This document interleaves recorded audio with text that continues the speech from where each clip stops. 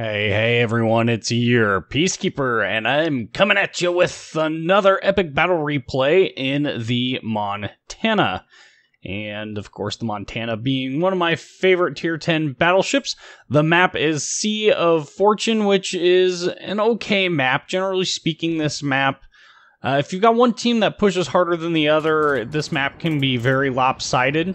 But overall, it's not as bad as some of the other maps at tier 10, and because it does offer at least some cover, it is at least somewhat enjoyable to play.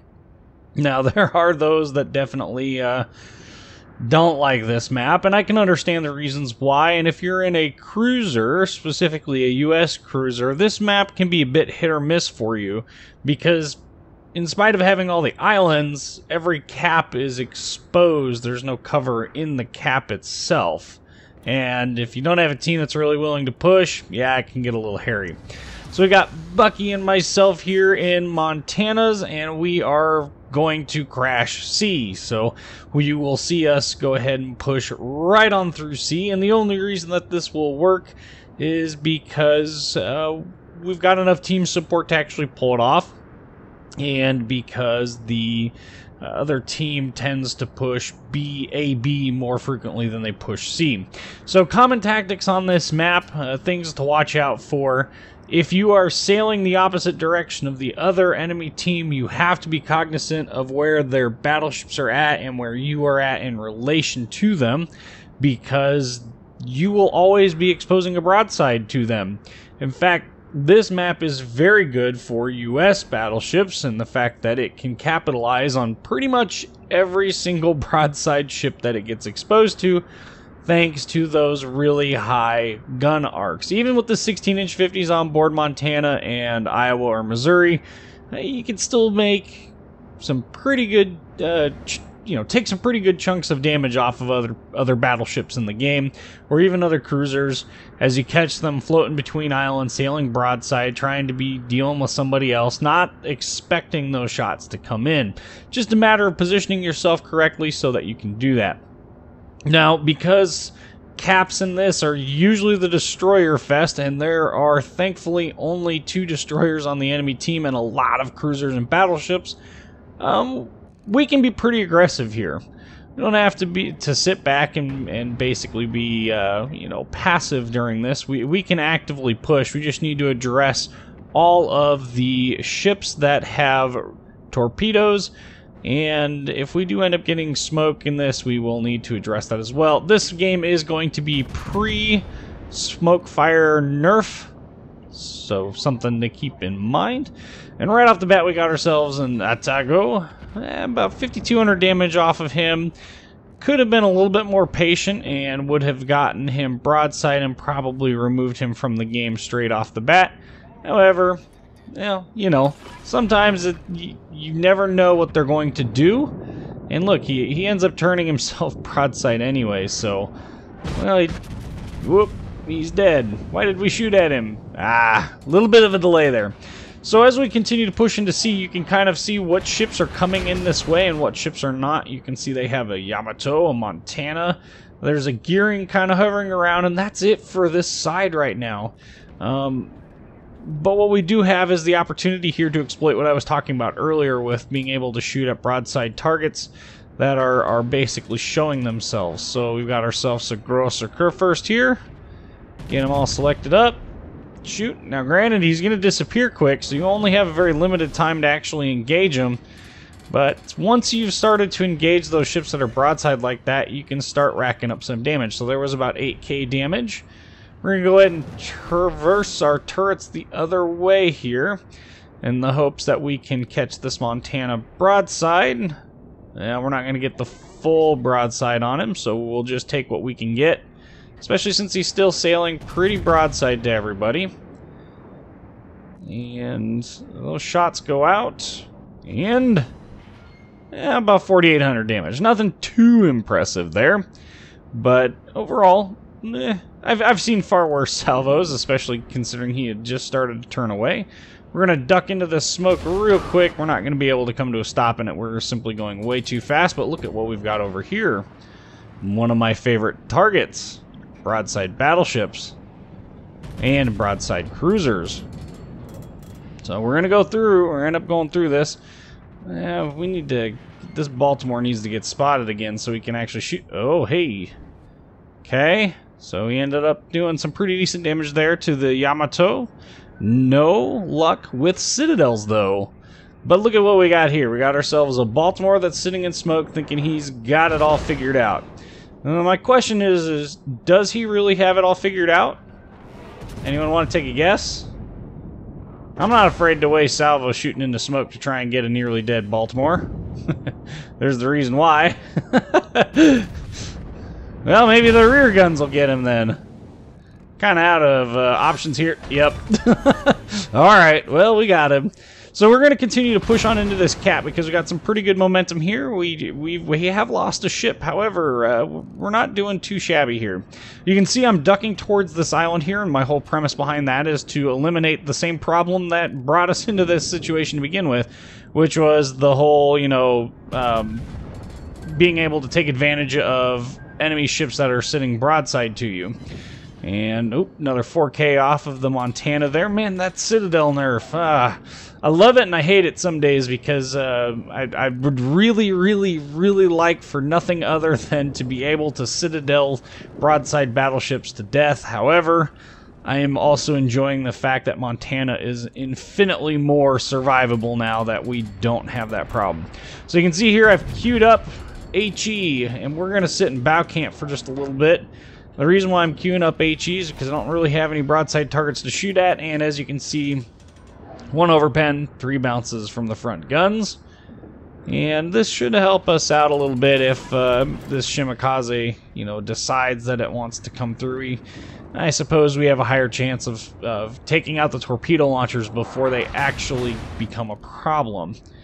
But no, that's not going to be the problem here.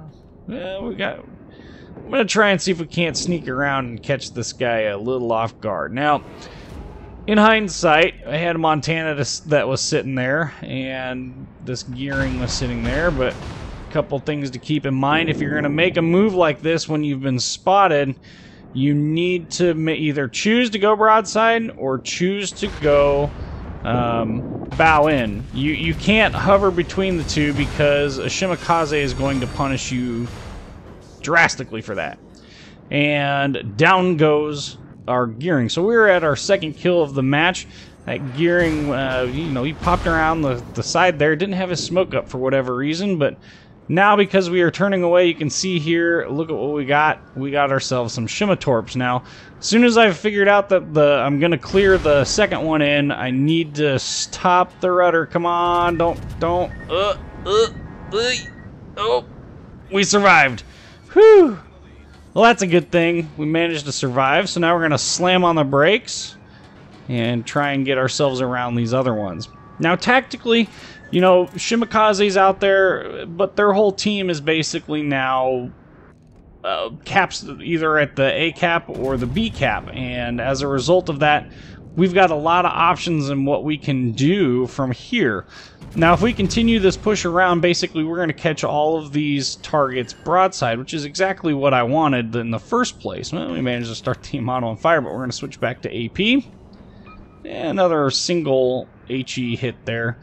Up to 48,400 damage, 2 kills. So far, not really an impressive game. In fact, it's starting off a little slow, but the teams are pretty even. Things are obviously going to change fairly rapidly here. And look at what we got here. Well, Mr. Shimakaze decided that he was going to go for round 2. But ends up missing, thankfully.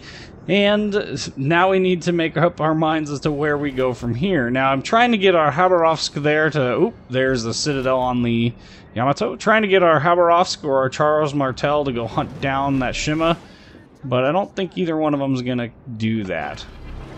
So now we've got a couple options here. We're just going to go ahead and push on through. We're going to try and save our Khabarovsk there to, you know, from his impending doom. But, of course, Shimakaze has other thoughts. And Yamato does too, believe it or not. And, yes, we are spotted, which is really rather unfortunate. So I know the Shimakaze is further to the south, which is exactly where his torpedoes came from.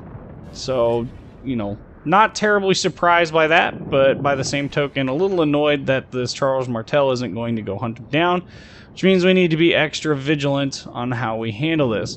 And of course, my spotter plane only has a minute left, which is really rather unfortunate, but hey, we're up to 81,500 damage, and we are about to be in secondary range. Yes, 9.1k on the secondaries of a secondary spec Montana. Now, I'm not what I would consider to be full secondary spec. The ship does have... Oh, down goes the Yamato. The ship does not have our manual fire control for secondaries.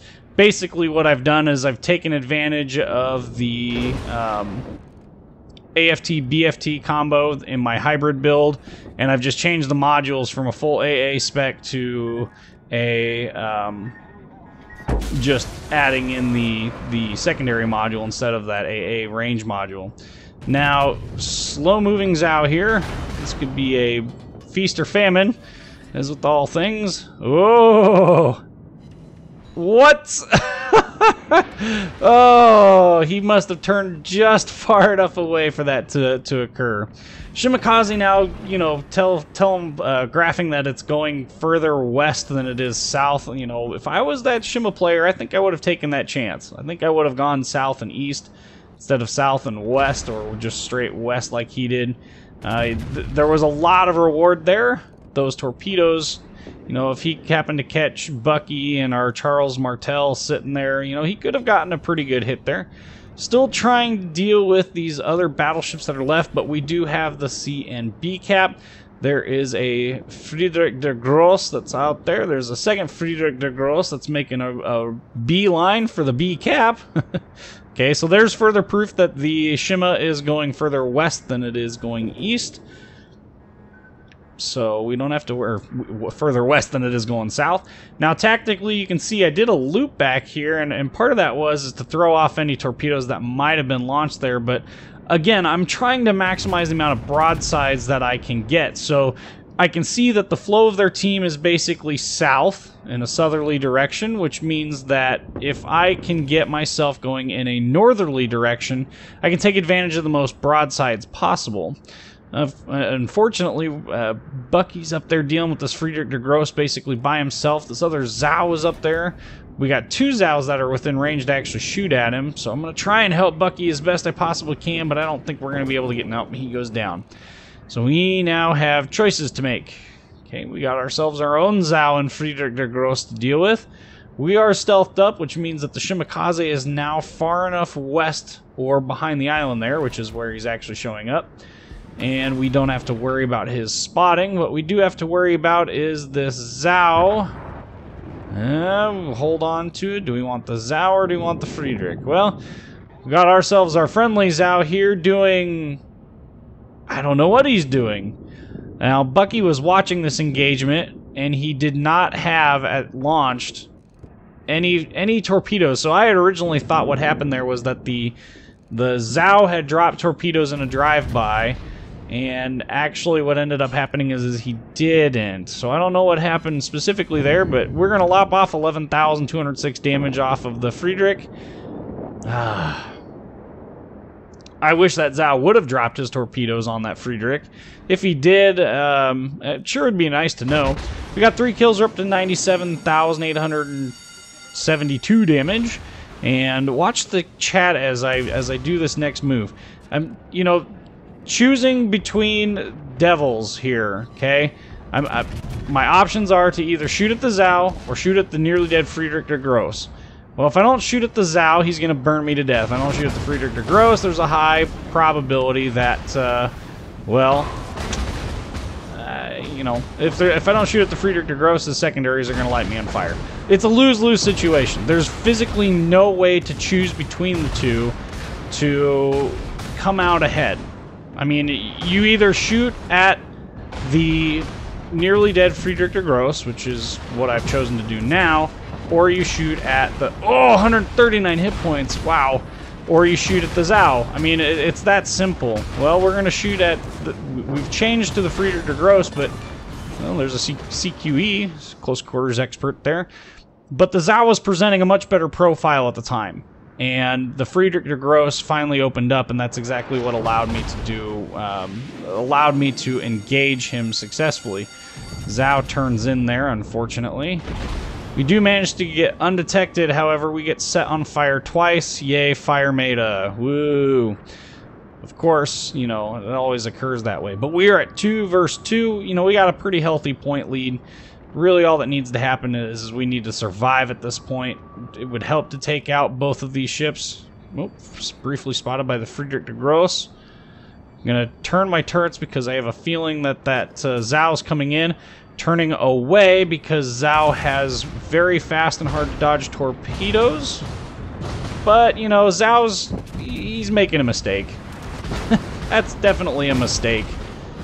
Yep, there it is. Kraken Unleashed, 126,420 damage. And you'd think we've got nothing left to add to this match. We've got 1,700 hit points. What could possibly continue to happen from here? But wait, there's more. Broadside Friedrich der Grosse. We are healing ever so slightly. God dang it, started me on fire again. Gotta burn the repair right away, but ooh, 38,700 hit points in a rare Citadel against the German battleship. Unfortunately, just close enough to him to where his secondaries are going to be a problem. I'm trying to do my best to sail away, but look, fire once again. There's the fire. Thank you, Wargaming, for, you know, actively encouraging this stupid fire HE meta from battleships. I really am frustrated with it. But parting shot there, about 8,000 damage. And as you can see, we're going to duck behind an island before we get another shot. And so is he. Unfortunately, that means I'm going down with it. And there's 591 damage to add insult to injury. Yeah, I thought it might be close. We might survive, but at about 300 damage a tick. Yep, not going to happen. We are going to die behind this island. Well, we've managed to do 173,000 damage. Of course, 39,000 of it was in his last salvo, second to last salvo. Tactically, you can kind of see the way that the map flowed. So as we pushed through C, their team was pushing mostly A. There was a little bit of a spat in B at the beginning of the game. You know, there was that Baltimore that decided he was going to camp up and smoke. Their Gearing and Shimakaze went for B rather than going to A, or maybe the Shima went B and the Gearing went A and then came through B. Either way, you know, they started going north through there. And we had pushed further south than they were pushed further north, so they all turned around and started coming south. So what did I do? I went back north. And that exposed a lot of broadsides and allowed us to rack up a lot of damage. And that was a huge thing. Now this Zhao, oh, I don't know that you're going to get lucky with those torpedoes, man. They're 8K torps. I mean, he's within range, so I mean, that's good. But all it's going to take is for him to spot you once. Nope, he's either already spotted the torpedoes or realized that those torpedoes are probably on the way. But anyway, as they were going further south, I was going further north, and this opened up a lot of broadsides. I mean, it left this Friedrich der Grosse very few options coming around that island. He just wasn't angled enough to make it work. And as a result, you know, they're going to lose the game because, one, their Friedrich der Grosse is going towards a cap they already have. We have 2 caps, they only have 1. So long as our Zhao manages to stay hidden, shouldn't be too much of an issue for the next 30 points. But overall, you know, the key to playing battleships and playing, well, even cruisers to an extent well, is to catch as many targets as you can broadside. And in order to do that, you're going to have to analyze their flow. And you're going to have to use the minimap. You're going to have to use, you know, your Mark 1 eyeballs there to see what direction that they're going. And if you can do that, you're going to pick up situations like in this match where you just have, all you have are broadside targets. And that's a fantastic place to be. Alright, so here's the end of the match. Again, 173,122 damage, 7,360 XP, 2,393 base XP. We had that Kraken and a bunch of other awards. Almost 3 million potential damage. Whoo-wee! And really, only 13,000 in fires, but man, what a great game. Anyway, Montana, one of my favorite battleships in the game for obvious reasons. Very reliable ship now. I'm your Peacekeeper. Like, comment, subscribe, and thank you for watching.